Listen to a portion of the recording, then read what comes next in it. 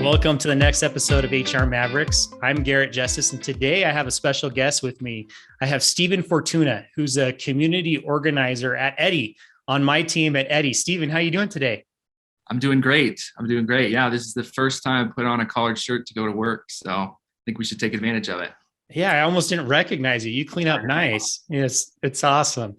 Now, it's great to have you on the show today. And so for those of you listening and wondering, why do I have someone who's on our marketing team at Eddy on the show today, we have kind of a special announcement around this community that we're launching. And Stephen's really been the one who's been driving that effort. And so I wanted to bring him in just to share a little bit more context about that. But before we jump into that, Stephen, we always like to have our guests share a little bit more about themselves and their background. So tell us a little bit more about you. Yeah, definitely. So I kind of completed my education at BYU in kind of a Russian public relation business mix of classes, and moved into working at Qualtrics, is where I most recently left before coming to Eddy, and there spent some time there in marketing and with an emphasis as well on their employee experience line. So that's kind of where I started to get my exposure to this sort of new world of HR that's coming, and just kind of the world of HR in general. And so, I've been at Eddy for, probably like 6 months now. And really the bulk of my work here so far has been kind of mobilizing a community around this HR encyclopedia that we've been building. We have about 200 or so people have signed up to contribute to this HR encyclopedia.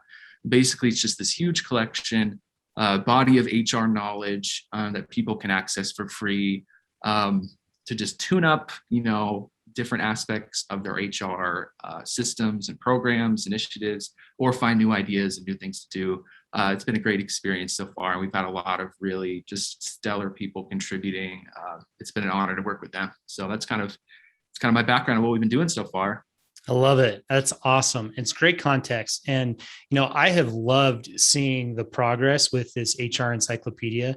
We have, I think you said this morning, right? Over 200 articles now written by real HR professionals out there on every topic under the sun, right? Related to HR. So especially for those small business HR people who need something to turn to really help them understand how to navigate these topics. Because often, in small businesses, the HR person is the solo HR person wearing all of the hats, and they might not have expertise across, recruiting and training and employee experience and everything else. So I think it's a great resource. And I'll put in a plug too, because Stephen is modest.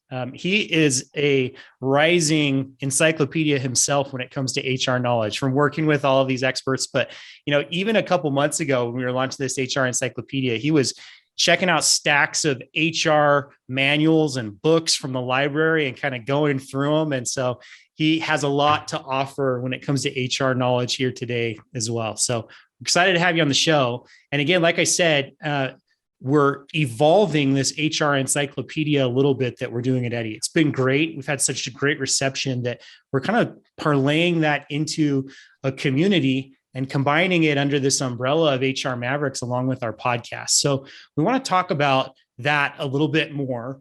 But before we do, we really want to set the stage today of why are we doing this? Why are we creating this content, and what's happening in the world of HR of where this is needed? Does that sound all right? Yeah, let's do it. All right. So I want to pick your brain a little bit on some of these topics to kind of set the stage. So really, the first question I have for you is, what's one of the biggest changes that you have seen in the world of HR, especially as you've worked so closely with so many of these HR practitioners in small businesses on this HR encyclopedia project you've worked on the last few months? What's one of those changes? Yeah. Well, sadly, I think the old way of doing HR is encapsulated in the name HR itself, right? So human resources. And there's a lot of talk in the community around rebranding that, whether that's like people operations or some other sort of new discipline that we kind of label it. But treating humans as resources is kind of like the way businesses have run in the past. So it's all, and once you start treating someone as a resource, it's all about, what are the carrots and the sticks I can use that will get the most out output of these out of our employees. Mm-hmm. It puts HR more on the side of the company than it does on the side of the employee. Has them more dealing with laws and regulations, like human feelings and empathy and all these other things. So the shift that we're kind of seeing right now is into employee experience, which is, again, like human resources, it's output. Let's get output. Employee experiences, what can we input, right? Like what can we give to these employees to maximize their lives, honestly? And there's an assumption, and it's backed up with data, that doing the right things for your employees happens to create the best outcomes for your company. So that's probably the biggest shift we're seeing right now. Yeah, interesting. So employee experience. In fact, I have a quote here from Josh Burson, who's an HR industry expert who most people know, right? This is in 2019. So a couple of years ago, he said that improving the employee experience, similar to the customer or candidate experience, is the next transformation in human resources and will absolutely disrupt the HR market. So it's interesting that, like, I think that you're absolutely right that HR is kind of becoming employee experience. But before we get too deep on that topic, I want to really make sure that we're all on the same page. So, like, when we talk about employee experience, what does that really mean? Because it could sound, like so many things could fall under that bucket. So how do you think about employee experience? Yeah, it's true. Basically, everything falls under it that an employee experiences within the company. So it can be a little bit confusing for it. But, and I think the term is even a little bit limiting, because employee experience starts before you become an employee, and it continues after you leave the company. So basically, it's like, how do you experience an employer all the way from, when you first know about them through when you leave? And that includes, was your onboarding great? Did you meet your manager really quickly? And, were they caring about you? How did you feel when you were in the company? Were they providing you opportunities to develop? Were you feeling engaged and productive and a part of something bigger? And, when you're leaving the company, do they sever ties with you, or kind of, do they celebrate the work that you did and are with you as you leave? Or does it look different? And so employee experience can mean different things to different people, because people value different things. So it takes a lot of listening on the part of the organization to think through, okay, how do I make this the best experience possible for this particular individual? And that's one of the tricky parts. But to give like a concrete example, like if Amazon reached out to me right now with a job offer, hopefully you'd say no, right? I would say no. I would talk to you. I would shame them. I'd be so, how dare they? But I immediately have thoughts in my head about Amazon as an employer. And so my experience with them has already started. I know that while as a customer, 2-day delivery is great, as an employer, they burn out their employees, turnover is really high. There's sort of a perception that they, are not always treating their employees the best. And then on the flip side, Qualtrics is a company I just left. And I root for Qualtrics right now, even though I'm not an employee, because the experience that I had in the company was really fulfilling for me and helped me a lot in my life and my career. So those are some concrete examples of yeah, I like the examples that you shared there. So, like, something we often talk about in the world of HR is the employee journey, right? Yeah. And so what's the journey through the eyes of the employee or potential employee or former employee? What is their path of interactions with your company? So again, it starts with, as a candidate, or even before that, their perception of you as a company, kind of your employee brand. And then as they go through that, recruiting, hiring, onboarding process, then as they interact, how they're managed, what the culture's like, how they're compensated, how they're trained, how they're communicated with, all the way to offboarding, whether it's them departing on their own, kind of like you did with Qualtrics, and what that offboarding experience looks like, or them having to be let go and what that experience is like. So really employee experience does encompass so much. But really that's what HR should be focused on, right? And one of the things I like about the change from HR to employee experience is kind of like you said, human resources is really looking through the eyes of the company, which makes sense. But employee experience is is a lot of the same stuff, but looking through the eyes of the employee. And when you can look through the eyes of the employee and think about it in that mindset, then you can actually tailor better experiences through all of those steps of the employee journey for your employees and the people who work with you, right? Totally. Yep. Spot on. So I want to get back to one of the things you talked about a little bit earlier, which was, why is it important for businesses to really focus on employee experience? I'd say especially, smaller local businesses. It feels like kind of, a nice fluffy thing that large companies with big budgets and big HR teams can and should focus on. But, when these small businesses are trying to stay alive, and they're focused on revenue and sales, and they might have a single HR person, why is employee experience important for them to prioritize as well, in your opinion? Yeah, you hit on it exactly. It's such a time crunch for small businesses, and they're really focused on the money. And so, it's hard to go back to focus on employees and realize that it's connected to money. But the data's all there. I mean, I'll throw some numbers at you. This one was really interesting for me.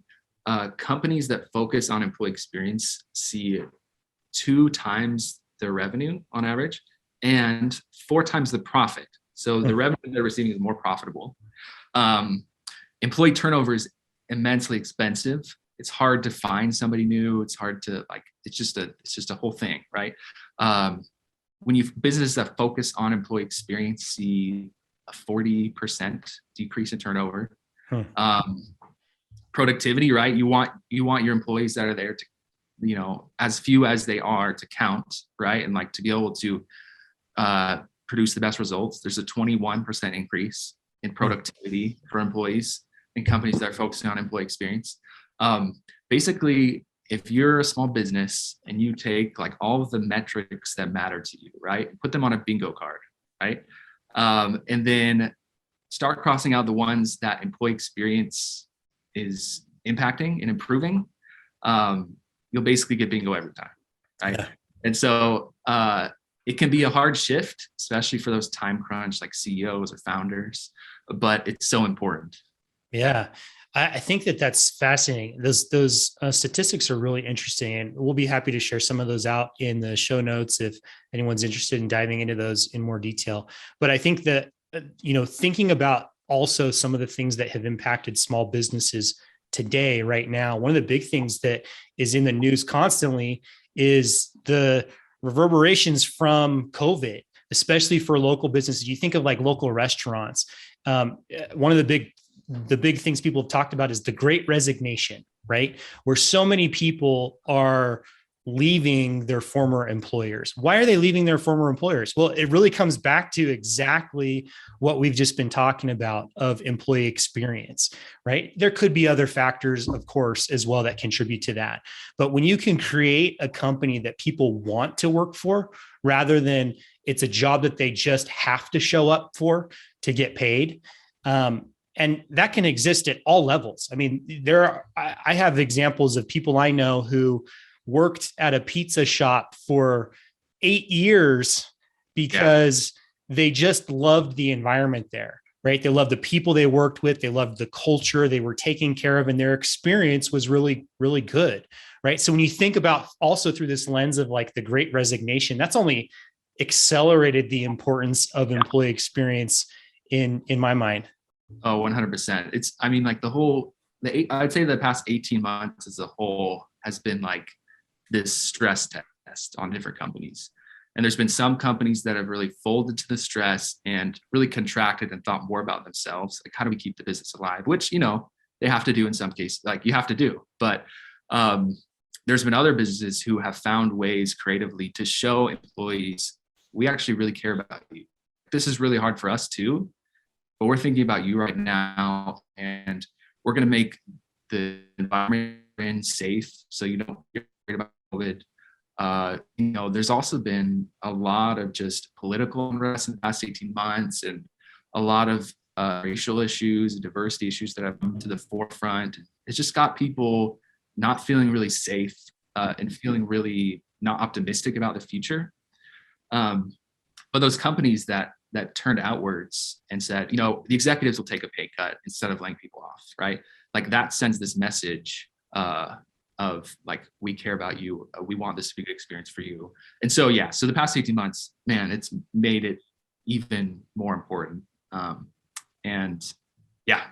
Yeah, no, I completely agree. So, if you're a business out there, especially small local business who's struggling to hire people or retain talent right now, I mean, I would encourage you to think about how is your employee experience. If you were to rate your employee experience across the board, what score would you give your own employee experience? Because there's always opportunities for every company to improve some aspect. But by focusing on that lens and looking at which part of the employee journey needs to be improved, by focusing on those things, it's going to eventually be easier to attract and retain the best talent available. So I think that it's been a wake-up call for so many companies, just what we've seen with this great resignation and the impacts of COVID and everything else happening in the world recently, to think about employee experience and focus on that. So, yeah. So this is really great context. I want to get back to like what we were talking about at the beginning. So you have been working on this HR encyclopedia and now really focusing on a new community that's going to be launched really soon. In fact, the day that this airs is the launch date of that new community. So I want to talk about that community in more detail. But one of the things I think is really interesting is we've talked about this HR encyclopedia you've worked on, and also this new community. Is the mission for you, as you've really thought about it, is democratizing HR. And so what does that mean to you, and why is it important for small businesses? Yeah, no, that's a great question. I've talked to a lot of people about, what is the democratization of HR and what that looks like. And I think there's always a lot of questions. So it's a good one that I've thought a lot about. I think the easiest way to start out explaining it is to think about the way things are in HR right now, or it kind of contrasted against, right? Like it's opposite. So HR is very centralized right now. So there's a lot, and this happens in a lot of industries. This is not just in HR. There's a lot of industries where people go to one place to get their information, to get their best practices, and to get advice, whatnot. So it's very centralized. It's typically an organization of some sort. And they have to pay money usually to get access to that. And you can see that in HR. There's plenty of professional organizations that function that way. And it like I said, centralization of industries happens in the league. Like if you're buying a house, same thing, or a realtor, right? Or anyways, there's a bunch of examples of where this is a thing. But then there's this thing that happens, and it's been a trend, I would say, in the past few decades, probably, where we're trying to democratize industries. So basically, it's people who are turning to this one central source, kind of looking at each other and being like, wait a second, you know about HR, I know about HR. Like, we work at different companies and in different industries, and we specialize in different things. Let's swap our knowledge.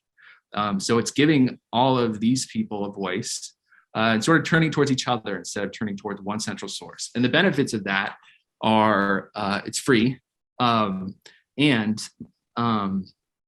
actually the information you get can be more valuable in some cases, because you're talking to people who are doing exactly what you're doing, or up against the same problems, and they found something that's worked. So that's kind of how I would describe it. Yeah, that's interesting to really think about. I like how you describe that too. It kind of makes me think back to, when I was in school, right? When I was in school, they were, my professors, the classes they were taking, they were really like the source of truth, right? But a lot of what they were sharing was theory too. Like less so on the tactical day-to-day best practices on how to do it by someone who's actually doing it, right? It was more professors who had learned the theory.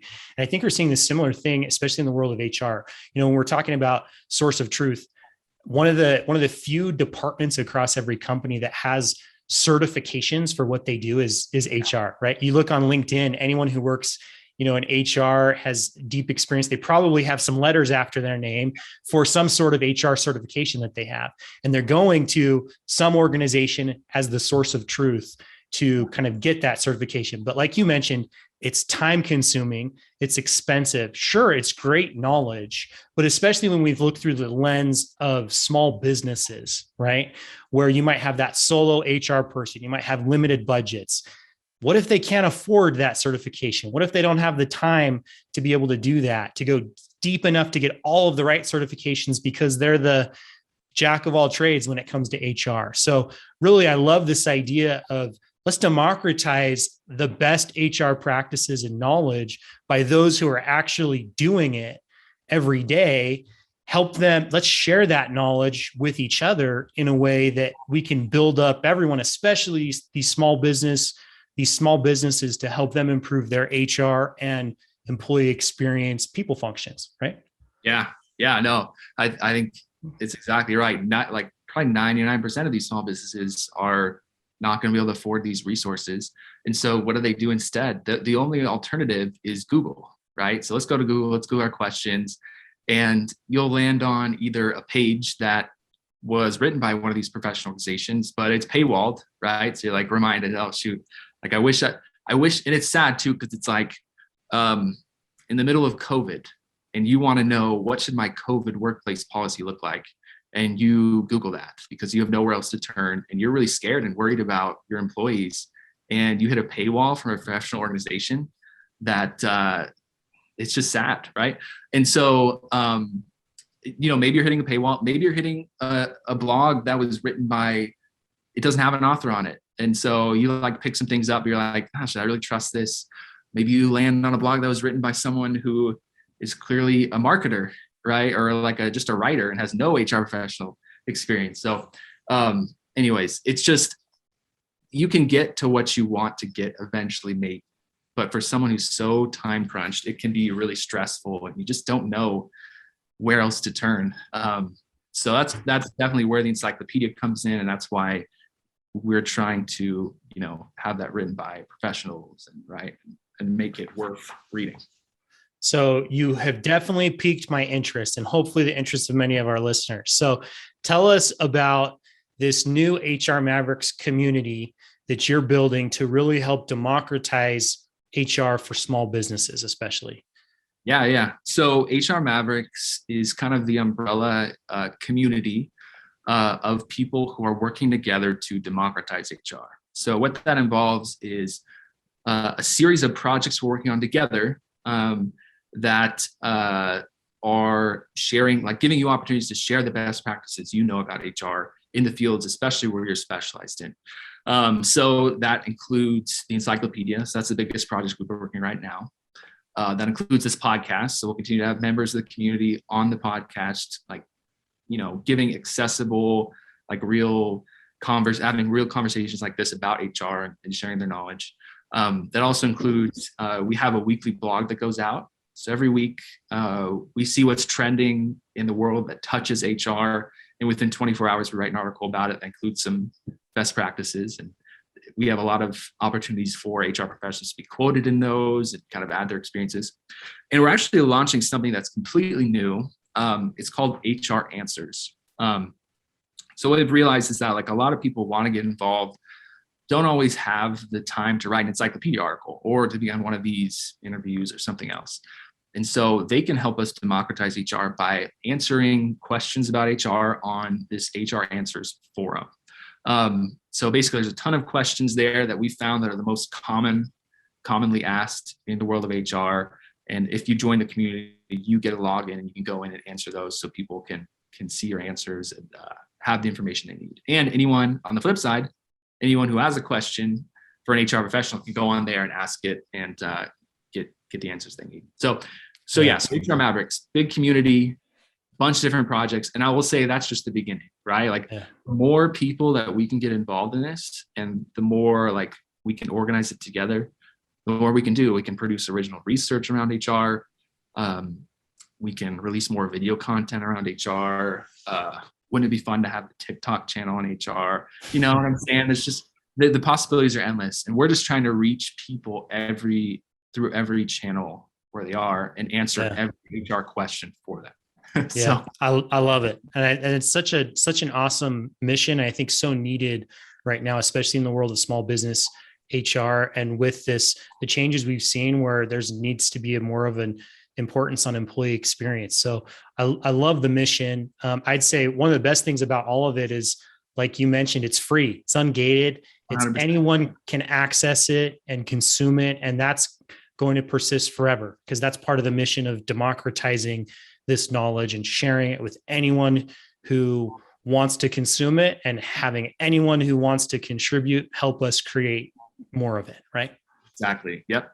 Eddy is 100% behind sponsoring this community, keeping it free, keeping all the knowledge free for everyone. And just honestly, it's like, it's creating great opportunities for HR professionals to deepen their craft by writing about what they know. And we want to provide professional development opportunities for them. But anyways, there's a lot more we want to do, right? I don't want to blow up the vision too much, but it's exciting. It's very exciting. And so you kind of hit on this just briefly, but you've been able to work shoulder to shoulder with so many of these small business HR practitioners, people who are in the trenches doing it every day. And so what's been their reception of this idea of first the encyclopedia and now this evolution into this community with the HR answers and everything else? Tell us more about the conversations you've had with them and how they feel about it. Yeah, I mean, every conversation I have with somebody, it just feels right to them, right? Because it is. They realize that HR is about empathy and about helping out other humans experience life better, right? And so when we talk to them about, hey, like let's work together on this, it's kind of a no-brainer. And like I said, there's also a professional development angle to this, where some of the best times I've had is when we're able to publish an HR professional for the first time. Maybe they've been in HR for a decade and they never had an opportunity like this before. And finally, they're sharing their wealth of knowledge with the world, and we get to be a part of that and help them do that. But yeah, I mean, I've been sharing the mission of this community with people for a while now, and it's been really cool to see. Like, I think we're gonna do some really cool work together. I love it. Well, for any listeners out there who we've hopefully piqued their interest and they're interested in getting involved in some way with this community and the mission of democratizing HR, what's the best way for them to do that? Yeah, so head to eddy.com/HR Mavericks. I'm sure we can include the link somewhere. Yeah, that's kind of the main page where you can get a little bit more information and sign up. Just check that page out. Honestly, connect with me on LinkedIn. And if there are other opportunities, like you have ideas, things you want to work on specifically, you don't want to just go through the generic form, like just reach out, like I'm available. But yeah, I would say start with that webpage and get to know the community and sign up. I love it. Well, Stephen, thank you again so much for taking the time to join the podcast today and just share a little bit more about the awesome stuff that you're working on. I will say, take Stephen up on that offer to connect with him on LinkedIn, because he is very knowledgeable and just an awesome human being and person to work with. I've been super blessed and honored to have him work closely with him on my team, the last 6 months he's been at Eddy. And so I know the sky's the limit in terms of what he's able to accomplish. And there's going to be a lot of great stuff coming out of this community. So take him up on that offer. Last question I have for you, Stephen, that we like to ask all of our guests that are on the show, not related to the topic.